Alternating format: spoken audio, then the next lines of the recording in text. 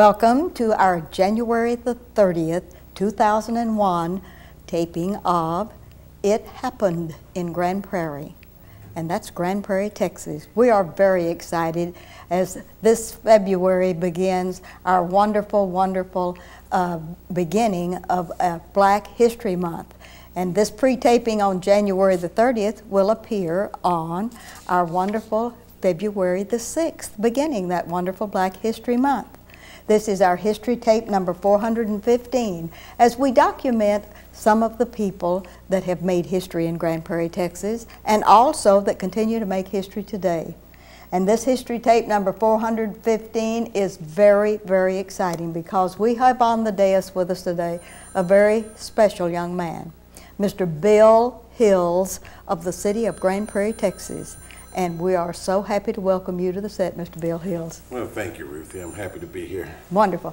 Now, you've been on our show many times before, wearing different hats, help paint a dream, doing all the good things that you've done as a real great employee for the city of Grand Prairie, Texas. But now we're going to get down to where the real Bill Hills, and we're going to talk about you personally to begin with your permission. Okay. All right. Would you look out into your camera? Now let's talk about a little bit about your genealogy and some of the things that are important to you about your personal history back in the beginning, maybe even before you were born and up until the time you were born. Well, I tend to go back, and when I speak of my genealogy, I go back to whom I was named after. I'm named after my great-grandfather, who is William Alexander Henderson. All right. He was one of the original Buffalo soldiers in the mid-1800s, and that's when he came to Texas as a Buffalo soldier back then. Yes. Originated in Virginia and ended up in El Paso, Texas. All right. And that's where I was born and reared. One of the things that I really look toward is that it's very unique in that for a black man in that day and time, yes, where the train station sits now in El Paso, Texas, was once owned by him. He owned a lot of land in El Paso at one time, and what has grown and become downtown El Paso is land that he once owned. Now, if you could have just had him hang on to that, Bill. It'd have been real nice. It would have been real nice, yeah. That is where my mother was born. All right, so, now let's give us the name of your mother and father, okay, and then we'll talk about where they were born. My mother's name is Frances Grundy Hills, all right, maiden name Grundy. All right. She was born and reared in El Paso, Texas. Okay. She was born in 1925. All right. In El Paso, and my father is Jethro Lee Hills, and he's from Chicago Heights, Illinois. Oh, a Yankee. And he was born in 1926. All right. My mother was the only child to Blanche Grundy, Henderson Grundy. And that's where the genealogy comes from, back to my great-grandfather. Yes. My grandmother was a teacher. She was one of the few educated black women in El Paso at the time, and was a teacher in the school there, which was, it was an all-black school there in El Paso. She taught there for a while, and then she moved further out in the countryside into another little community in El Paso where she also taught. My mother, being born and reared in El Paso, left El Paso at 14 years old.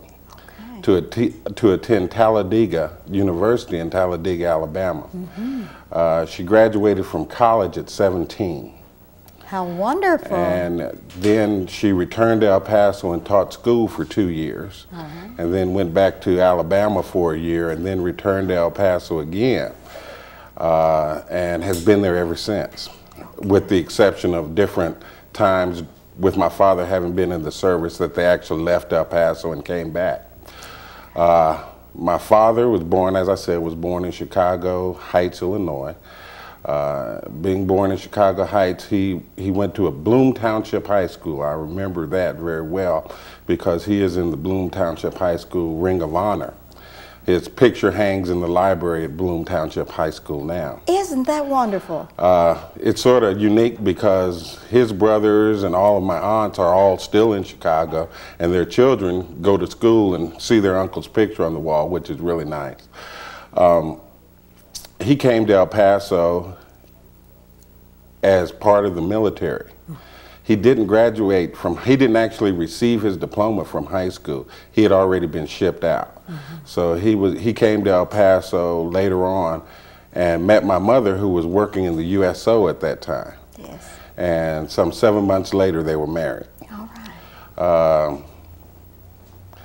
My mother and my ancestry, I guess you'd say my genealogy on that side, are 4 generations of El Pasoans. I'm a 4th generation from El Paso, so I'm truly a native Texan. You really are. You really are. It's really, very few people that I meet can go back as far and say, okay, my family has been in Texas this long. So we've been in Texas for about 4 generations, and from there, Did you have any brothers or sisters? I have an older brother and an older sister. All right, we're going to name them. My brother is Jethro Lee Hills II, and my sister is Patricia Marie Hills Davis. All right. My brother is a coach and a school teacher in El Paso. He teaches at Austin High School in El Paso. All right. My sister is an obstetrician and gynecologist in practice in El Paso as well. So. Okay. They're both doing real well. Your mother held that family in El Paso except for you. Well, you slipped away. They all left at one point in time. My sister's only been back in El Paso for 2 years. My brother is the only one that has stayed. He's been in El Paso all but for 1 year, where he went to Roswell to teach. But most of my family, all of my immediate family, is what you would call a service-oriented. Either have worked for the government or worked in the government. My father left the service as a captain, and in leaving the service as a captain, he went to college at that point in time.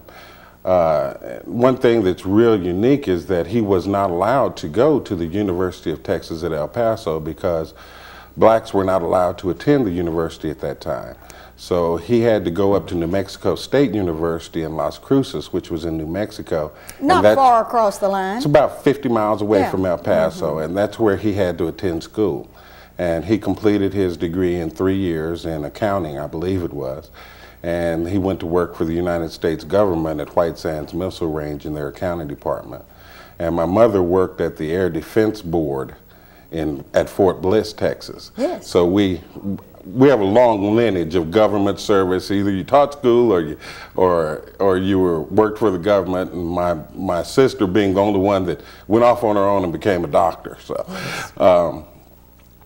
My father retired in 79, I believe it was. And at that point in time, he decided he wanted to go into politics and became a city councilman in the 80s in El Paso, Texas. And in December of this year, the Northeast Annex, Municipal Annex, was renamed to the Jethro Hills Northeast Municipal Annex. So he has a building named after him in El Paso from now on.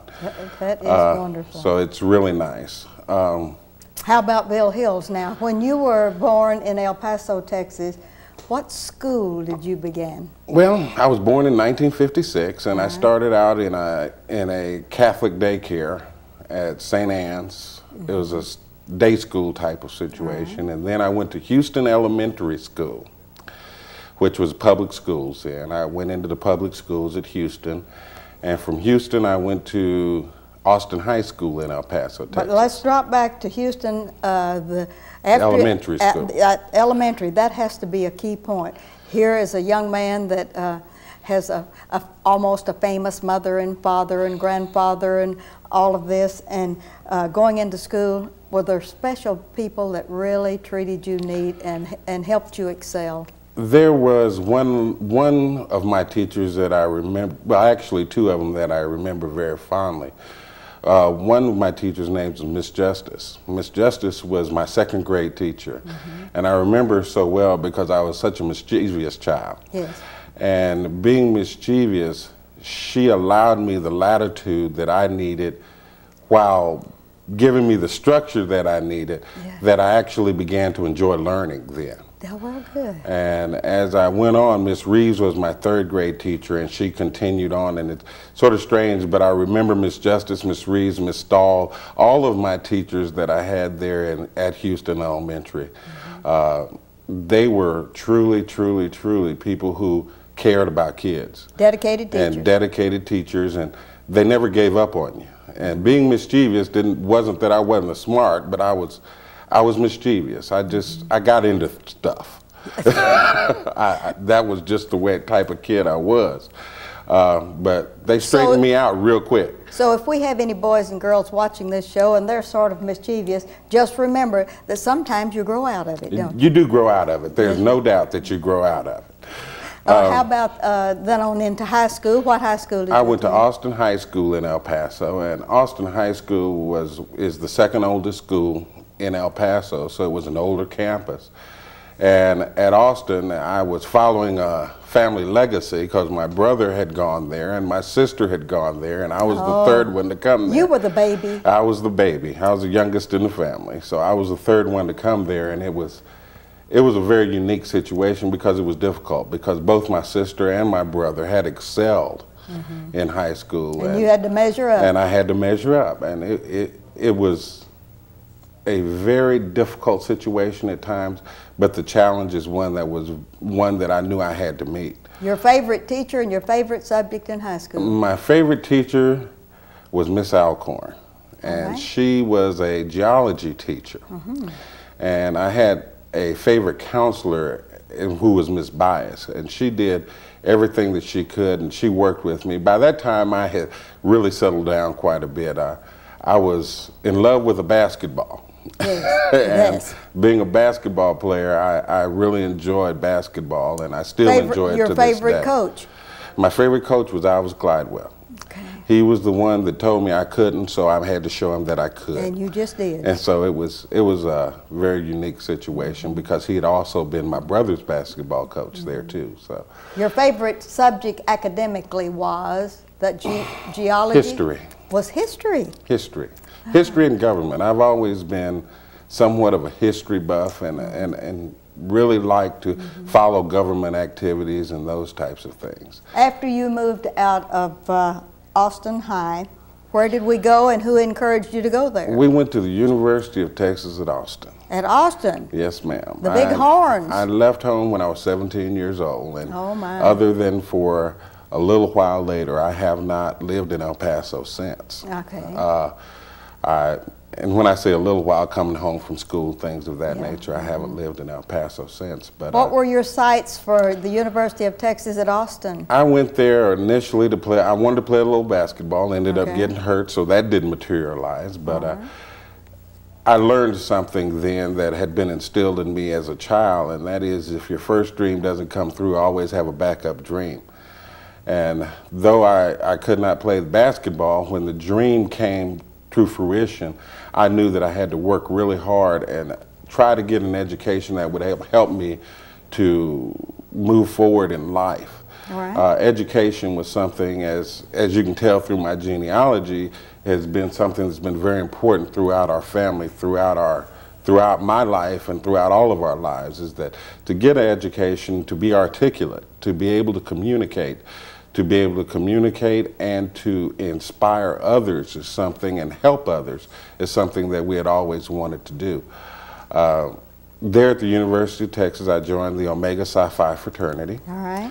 As a member of Omega Psi Phi, we did a lot of public service projects and worked really to expand some of the horizons that had not been expanded before at the University of Texas.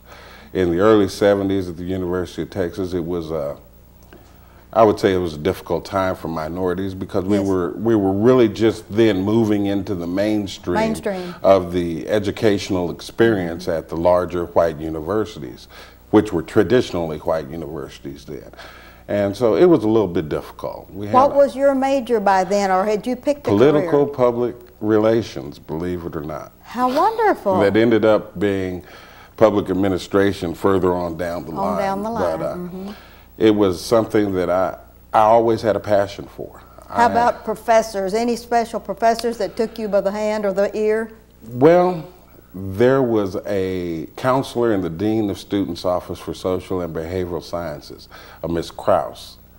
And she really worked with me because, frankly, I had some academic difficulties. Yes. I had a hard time adjusting for a little while there because I came from a more sheltered community where in El Paso, just to give you an example, I don't remember going to anything but an integrated school. Yes. That was the prejudice, people being against you for no apparent reason other Yes. than the color of your skin Yeah. was something that I hadn't experienced I see. firsthand till I got to the University of Texas. To the college And level. it was, and I, in some ways I say that was truly fortunate, but in other ways it made it a little more difficult because I was older then, and being older and not understanding why made it difficult, and you tend to polarize yourself. And that was one of the things that I did, was I did polarize myself to a degree in that I predominantly hung out with the other black students that were on campus rather than getting the full, rich education that you get, the cultural education you get from being amongst people from all different walks of life. But in that, it helped me to learn. And I say that the University of Texas was one of the greatest socialization lessons that I ever learned. And now that you're ready for graduation and you're going to have this degree, what's going to happen to I Bill left the Hills? University of Texas in 1979. Okay. And in 1979, I came to Fort Worth, Texas. And to this very day, I really can't tell you why, but I came to Fort Worth. I had a choice to go to Corpus Christi or to Fort Worth. I don't know why I didn't go to the coast, but I came to Fort Worth. And in Fort Worth, I became a public health inspector for the city of Fort Worth at that point in time. That was your very first job out of college? That was my first job out of college. Oh, how I made wonderful. $816 a month. Big deal today. Oh, great. It was, and at that time, I thought that was a lot of money. Did you have the whole city, or? No, I only had a territory? portion of the city. There were 5 of us that were public health inspectors at the time. And I worked as a public health inspector for 3 years, at which time they merged and formed what was called code enforcement. Okay. And that's when code enforcement, as we know it now in municipal service, came to fruition. Well, that was pretty early for Fort Worth to get a head start over some of the others that probably didn't know what code enforcement meant. They really did, and to try to soften the blow of code enforcement, they called it environmental services or something of that nature. I can't even remember exactly. It was something real soft at the time. But we were basically code enforcement officers. And at that time, I was very fortunate. I ran into a gentleman by the name of Charles Daniels, who from that point forward became my mentor. Okay. And Charles is now a deputy city manager in the city of Dallas. And being my mentor, it's nice to know people in high places like that. It really does. Yes, He's been around the block a couple of times, and he helped me to better understand municipal service at that point in time. He's the one who got me into administration. Oh. And that's where my administrative career began, was after 3 years in the field, he made me an administrative officer. Of code enforcement or environmental whatever. Whatever at that point in time. Yes. And you're still in Fort Worth. And I'm still in Fort Worth. All right. From that point, I went into administration, and as I went into administration, I continued to work in Fort Worth for another 7 years in code enforcement. During the 7-year period, I had the honor and the privilege to be the founding president for the Code Enforcement Association of Texas. Oh, what an honor. And subsequently was the founding president for the American Association of Code Enforcement. And both organizations are alive and doing well some 12, 15 years later. You set them up properly when you were there. I tried. Yeah. And it was truly an honor and a privilege to serve in that capacity, because code enforcement is something that gets in your blood. Once it gets in your blood, it's hard to get rid of it, and it just stays with you.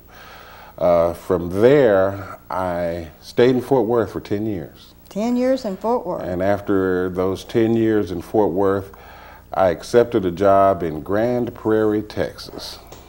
What piqued your interest about Grand Prairie? How did you even hear about our town then? There was a member of our board of directors for the Code Enforcement Association, Mike Smith, All right. who was the code enforcement supervisor here in Grand Prairie, and he left.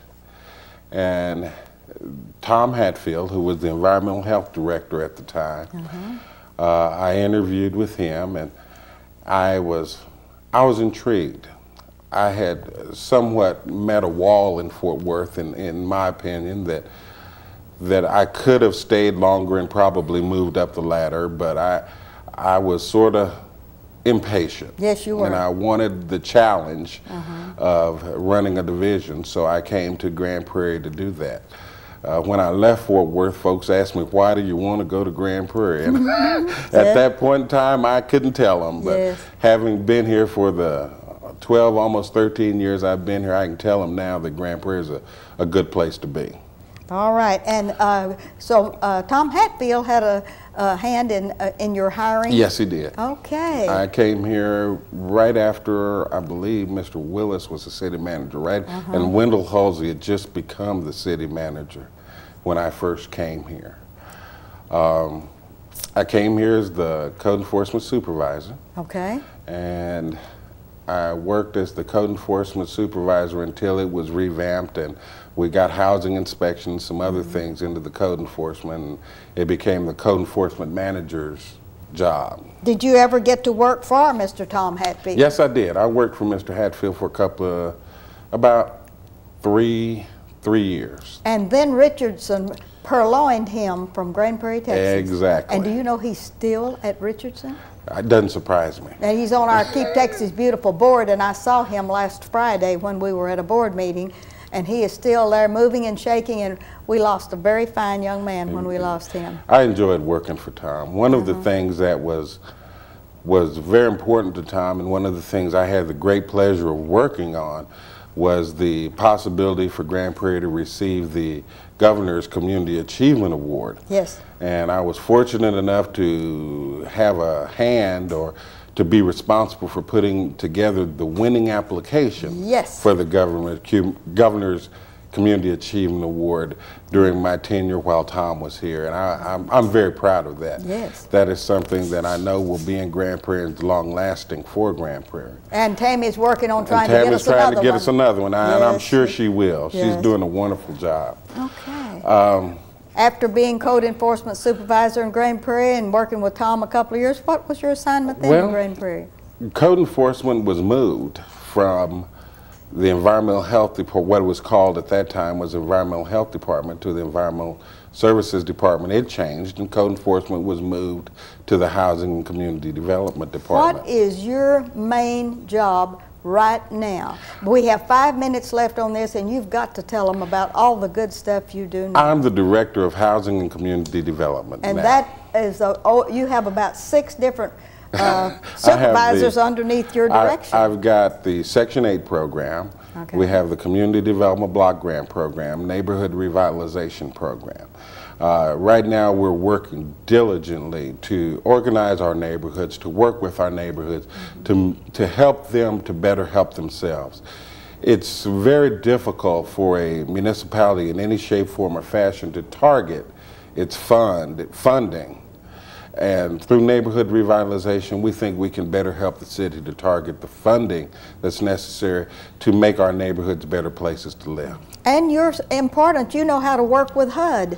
Yes, well, we do work with HUD, and that's a housing and urban development of the government, the federal government. Yes. And I enjoy working with them. They've made some gigantic strides as we have tried to make strides with them to be able to help people. And you have a brand new building being built on the corner of Northwest 2nd and Church. Yes. Yep, at Northwest 2nd and Church. And we hope to have a big grand opening for it at some point in time when it's complete. We probably will not be moving till mid to late April. All right, but we've left the best till last. We know you're an expert in your field and all of these people that work for you. We haven't talked about your children. Well, I have a daughter, All Alicia. Right. She's going to be graduating from Bowie High School this year. All right. And she's my pride and joy. All right. She is who, she inspires me. Yes. Because she's working very diligently, and she has committed to a degree to attend the University of Texas at Austin yes. herself. Yes. So either she'll follow in her dad's footsteps or she'll be going to SMU, one of the two. One of the two. I'm very proud of her, and I have a stepson, Malcolm, who is 29, and he's a supervisor for one of the area neighborhood trucking firms. So he's doing real well for himself as well.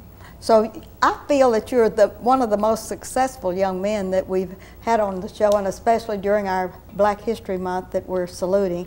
I'd like for you to look out into your camera and sort of talk with the young folks. You have about 1.5 minutes to tell them anything you can to inspire them, Mr. Bill. Okay. To the young people of Grand Prairie, it's real important that you understand two things. It's okay to experiment, to go out and try to find yourself. But in finding yourself, understand that your goals, what you want to do, does impact others. Get a good education. I'm not saying that college is for everyone. I'm not saying that everybody's going to grow up to be a housing and community development director, but grow up to be a good person, have a good heart, believe in yourself, and believe in those who helped you along the way. And you will be able to help someone else along the way. Never hesitate to reach back and extend your hand to another, because the day that we stop extending our hand to another is the day that we all go down. That is it. Now, in the 1 minute that you have left, I want you to exhort the parents of these boys and girls. Pay attention to your children. It's very important that you understand that the children are our future, and I know that is a cliche statement, but our children can only be as much of a future as we as parents allow them to. We've got to guide them, we've got to mold them, we've got to lead them, we've got to shape them in the way that they should go. And remember, with God in your life, you can never go wrong. It has been just a delight, Mr. Bill Hills, Thank you. to find out the real Bill Hills and some of the things that motivate you to be one of the most successful directors for a city government. We want to thank you for sharing your life with us, and this is Ruthie Jackson reminding you that history is as we live and do.